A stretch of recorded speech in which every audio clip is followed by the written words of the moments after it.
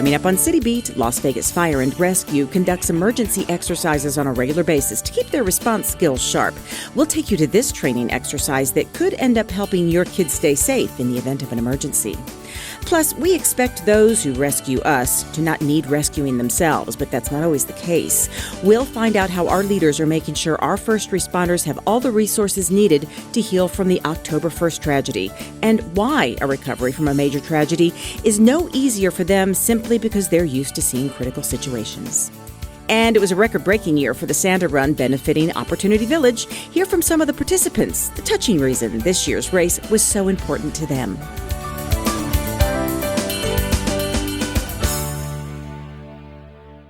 Hi, everybody, and happy holidays. Welcome to City Beat. I'm your host, Nancy Byrne.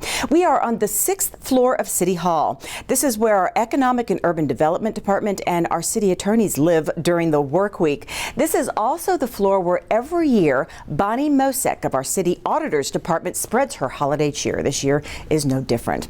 You know, for our first responders, there are no holidays. And when Las Vegas Fire and Rescue responds to a call, every second counts. That's why they run through exercises throughout the year. Recently, they had some crucial training on how to respond to a school bus rollover. Sue Levitt was there. This dispatch is for Engine 3, Rescue 45 and Battalion 4, responding to a Delta level traffic accident, 850 Las Vegas Boulevard, Cashman Field, District 2326, Phantom 54. Our Las Vegas Fire and Rescue crews are responding to a bus rollover crash involving two cars. All units, Engine 3's arrived to Cashman Field. This is the Cashman Field Command. I have a bus on its side with multiple victims outside. I see some movement inside the bus. Continue a full medical alarm in addition to the units that are responding. This is only a drill happening here at Cashman Field, but crews are reacting as if a real emergency. Copy, triage. We got some people in here, so let's go in and I'll assess this one right here. You guys go in the rig and try to assess the guys that they are. Our first responders start to remove people from the bus and begin extricating people trapped in the cars. Trainings like these are important to help keep our crews prepared, and especially after the tragic shooting that we experienced on our strip, it's critical our crews know how to handle a scene with multiple victims. We wanted a realistic scenario that the crews could participate in. A bus gives us those 25 patients, and a reasonable, likely scenario they may run across out on the street. And less than a year ago, our first responders did run into an accident involving a bus, much like the scenario being played out today. The bus crash killed a Valley grandmother and injured 16 children. We have to be prepared for every emergency. We never know what's coming. So we have a lot of equipment, a lot of SOPs. We have to keep up on our training to be familiar with anything that's presented to us and be prepared for any emergency in the Valley. A triage is set up with multicolored tarps to prioritize the victims and assess who is the most critical. All right, UMCER, thank you. So this is a red tag, UMCER. What's your unit number? Rescue 201. 201. And something new, a more detailed tagging system. Tags have always been used by our fire department, but these new triage tags that are placed on victims are expected to help save more lives and keep the scene organized. Builds our confidence and gives us the experience that we need. We don't encounter these all that often at this magnitude, so anytime we can get experience and makes us more comfortable and more confident in what we do. We have 9 critical, 3 immediate. Our fire and rescue crews are constantly training, and not just on vehicle accidents. Since many responded to the strip shooting, an active shooter drill is in the works for the near future. They're going to transport in a southway direction towards Maryland. For City Beat, I'm Sue Levitt. Clark County and North Las Vegas fire departments did this exercise along with Las Vegas, as well as some ambulance companies. Thank you, Sue Levitt, for that story. You know, as we enjoy the holiday season, it's probably good for us to remember that this holiday season may be a little tough for people who attended the October 1st concert and for the first responders who rushed in to help when shots were fired. You know, PTSD is not only common for regular citizens, it is very common for first responders. Fortunately for the men and women of Las Vegas Fire and Rescue, help and counseling is not only available, it is encouraged. I sat down with 2 members of the department who explained why this is not unusual for first responders, because people just expect them to bounce back.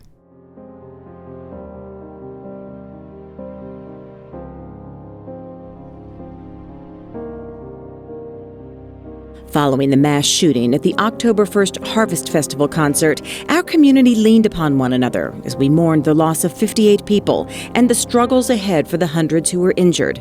But who comes to the rescue of those who are always there to rescue us? That being our first responders.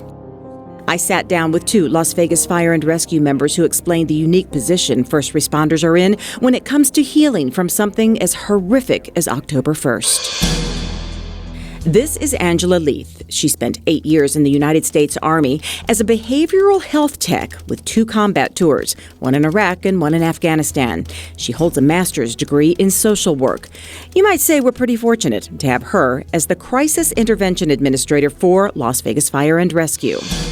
This is Fire Captain Eric Littman, nearly 20 years with Las Vegas Fire and Rescue and president of the fire union AIFF Local 1285.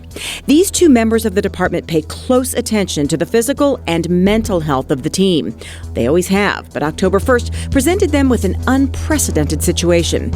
Angela takes us back to that unimaginable night. So initially, I got a call from Eric that let me know what was going on because he was on duty that night, and he started visiting the hospitals immediately. And then when I got in, it was just boots on ground, trying to start identifying who responded, who was at the event, what family members were at the event, because we had several different groups that we had to reach out to. We had a number of our responders, our people that were there as spectators that immediately turned to responders. And then we had our members that were also on units responding to the call. And then even within that, we had multiple subgroups within even those groups. The immediate emotions they found? It's vast. From guilt of leaving the scene and not staying and treating, to people that are clearly being challenged behavioral health-wise in the area of just dealing with the incident, what they saw, what they had to do. And now, nearly 3 months later. You know, the reality of what happened is really sinking in. And some of them have reached out, some of them haven't, but they're still experiencing symptoms on calls, such as things will trigger certain memories from the event. Just even the police sirens or just noises that they might hear out on a call brings back some of the memories from the event. So we're definitely starting to notice a lot of that now. Yeah. One of the main reasons some have not reached out for help is tied tightly to the 250-year history of fire service. The misconception that asking for help could be seen as a sign of weakness in people expected to be so strong. It's a myth they're working hard to change. What we have done as a fire service is try to overcome that stigma, especially in the last 5 years, because it has been coming to light more and more through research, documented research, what the results if you don't reach out for help. And things like divorce and depression and unfortunately suicide and alcoholism and addiction, and that's the reality of this. As a team, they encourage the members to seek help from either counseling, which they can request confidentially, or through the peer support team, which is a rather unique concept to this department. The peer-to-peer support, as Eric was saying, is one of the most critical pieces in any environment, especially fire and first responder service, but even in the business world, of finding that peer-to-peer relationships are the most effective in getting people into treatment. Now, our peer supporters are not counselors, but they are trained and have certain skill sets to talk to people, get referrals and resources to people, and if someone just needs the ear, they're there for that too. We may not see them rushing to the scene, but the dispatchers on duty on a night like October 1st suffer the same rate of PTSD as the first responders. You have to think there are 22,000 people at this concert and no one knew what was going on, so our center was getting flooded, and our call takers and dispatchers didn't have the information either. No one had the information. So you have people screaming, calling, asking for help, and don't really know what to tell them. At that point, that there possibly were multiple shooters, because there were so many reports, which is pretty normal for that sort of an event. And so the sense of desperation in those dispatchers to have to tell our members, their brothers and sisters, I don't have an extraction point for you.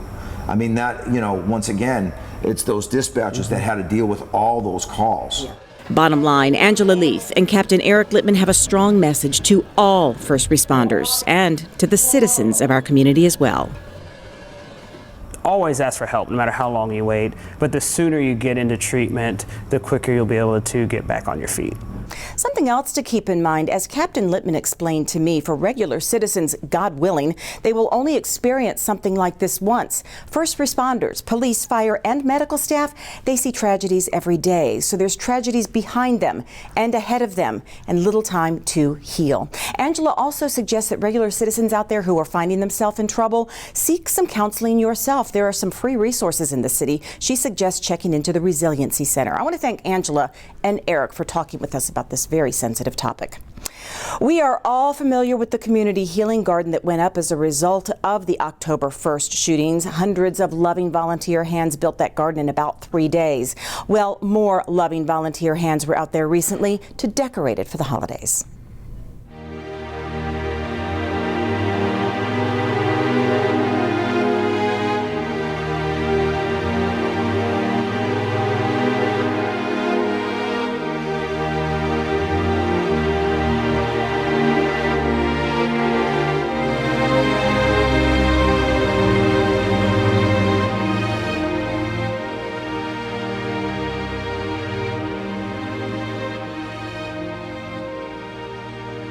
As we prepare for the holidays, it's important to remember this season will be different for way too many people in our community, those who lost loved ones in the October 1st shooting at the Harvest Festival.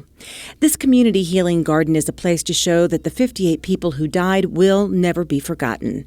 It's especially important to those who knew and loved one of those 58 people. Veronica Hartfield lost her husband, Metro Officer Charles Hartfield, that night. He was off duty and they were enjoying the music when the shooting began. She says being here to help decorate the garden for the holidays is just one more step in the long recovery process for her and her children. Well, I brought my children out here so that way we can pay our respects to the 58 that passed away. My husband and I were there that night, and my husband was one of the 58 that lost their lives that night. So I brought my children out here to go ahead and wrap his tree and honor the others by taking part in wrapping others' trees. Heather Lewis lost a friend that night. She feels a connection to the garden and wanted to be here to help decorate.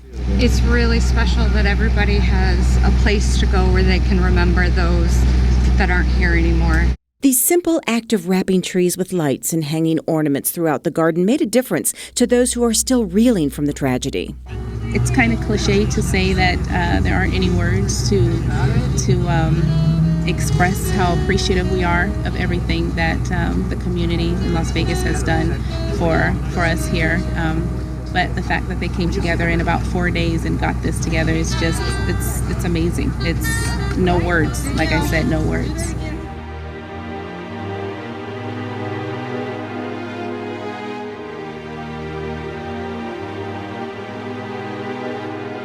The trees, sparkling with the newly hung holiday lights, offer just one more glimmer of hope that together we can help each other get through this.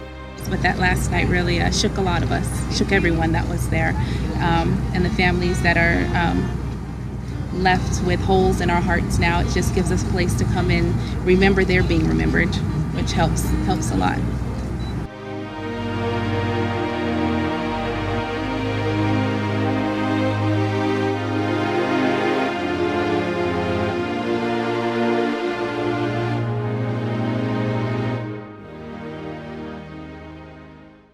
If you haven't been out there yet, the Community Healing Garden is located on Casino Center Boulevard in the Arts District. We're going to take a quick break, and when we come back, we're going to take you to the Santa Run. It's a special event every year. We'll tell you why it was extra special this year.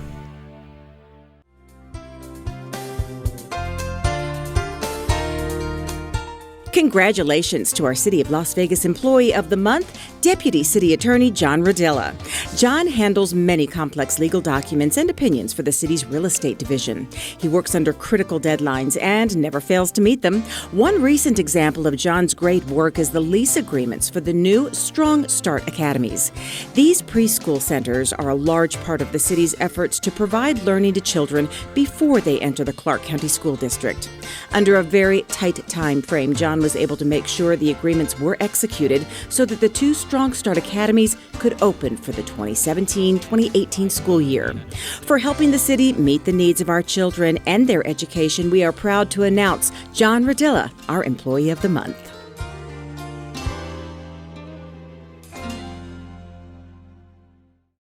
Here at the GED Pep Talk Center, we have pep talkers standing by to get you motivated for your GED diploma.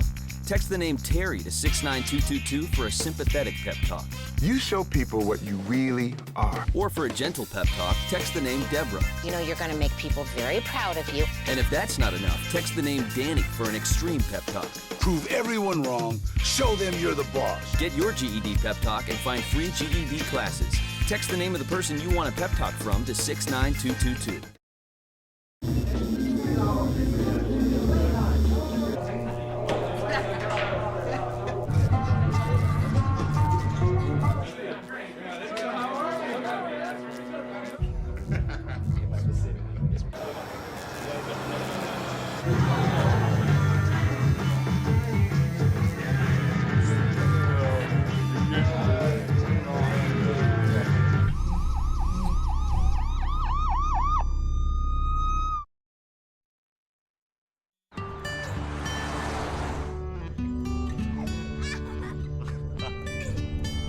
They say that when you're facing extreme danger, your life flashes before you.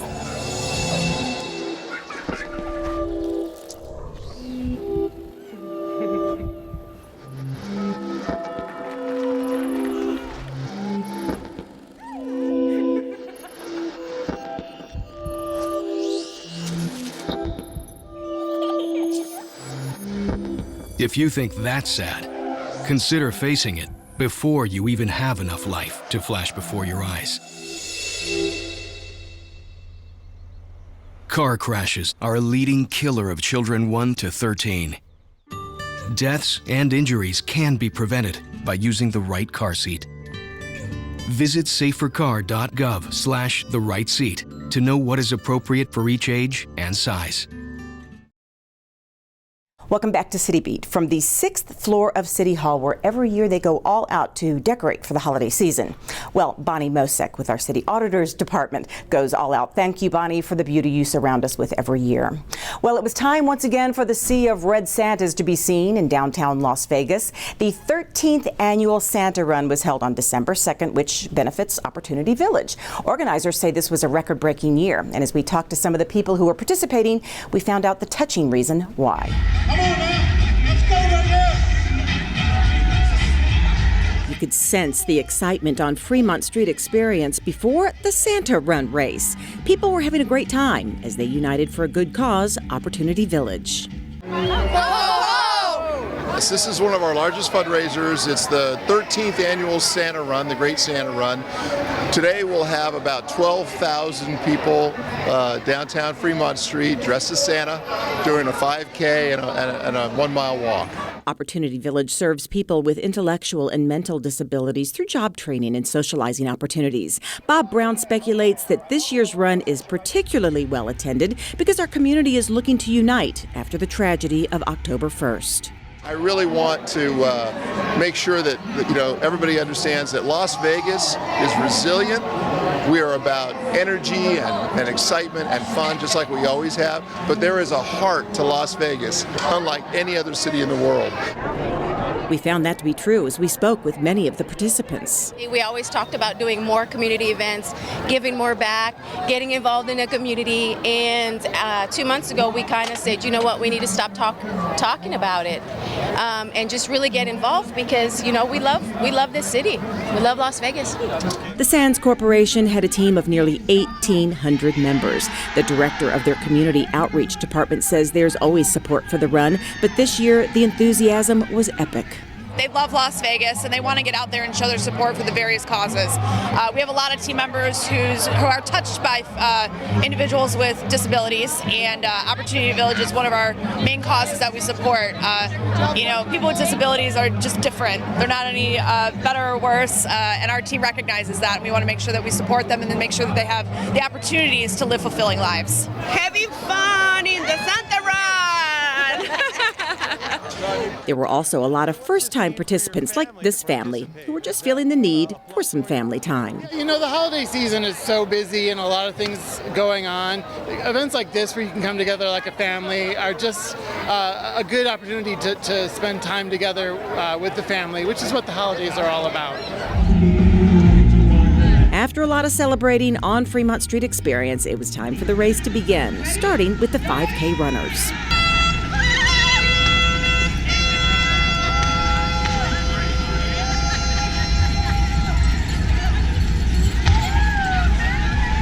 Whether people were here to run the 5K or walk the 1 mile, the feeling in the air was that of unity, of reaching out to help the clients of Opportunity Village, but also reaching out to help our city heal. And people from all over the world were here to do just that. You know, it's a great way to showcase the city, but it's also a great feeling because when you see people dressed up as Santa, you can't help but feel good.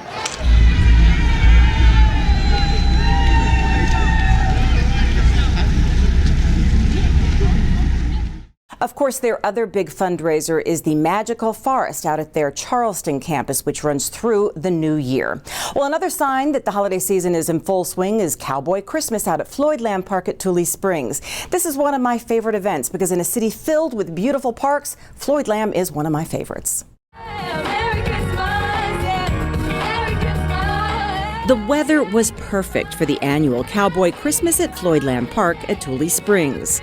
The event offers so much to do: portraits with Santa, crafts for the kids, face painting, classic cars, games for the children, and even a farmer's market so you can take a little of the outdoor feeling home with you at the end of the day. You can tell this is a popular Christmas tradition for locals because just about everyone we talk to comes back year after year. The food and the kids' choirs are really fun to watch. They always have kind of interesting booths with crafts and all kinds of really great things for Christmas gifts. It's a really sense of community and just everybody getting out and having a great time and celebrating Christmas is fantastic. I love performing here because there's so much people and you just love it when they smile and they clap. This is our second Cowboy Christmas. Yes. It's a good time for the family. The boys enjoy the horseback riding, the food trucks. They like walking along the trails over by the lakes. Right? What do you like? I just like eating.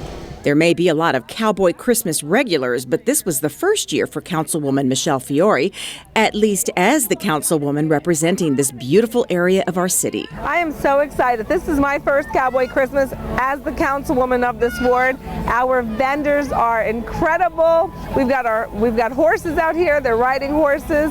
I have to tell you, our ward up here in Floyd Lamb Park in our Tule Springs is amazing, and I'm very fortunate to be the councilwoman of this great ward. As if the event itself wasn't enough, the park provides such a beautiful setting, tree-lined walkways, history, and more. So if you happen to miss this year's Cowboy Christmas, there's always still time to enjoy Floyd Lamb Park. We bring our dogs. We go for walks and we have to keep them away from the birds, but our dogs love this place also. And I enjoy showing my boys the history of the park. It's got so much. It's just incredible, you know, from the lake that they have, the pond, and from all the animals that they have, and just that horse rides and everything that they have available here. It's just fantastic. It's beautiful. And the grass. Yeah. I love grass and I miss it. Floyd Lamb Park at Tule Springs is located on Durango, just east of the 95. Well, every year around this time, we pop into the mayor's office to get her thoughts on the year that we're wrapping up, her hopes and wishes for us for the holidays and for the coming year.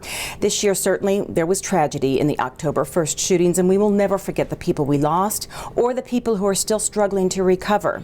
But out of that tragedy came a sense of unity and togetherness, and that's something that we can be proud of. Here now is our visit with Mayor Carolyn Goodman.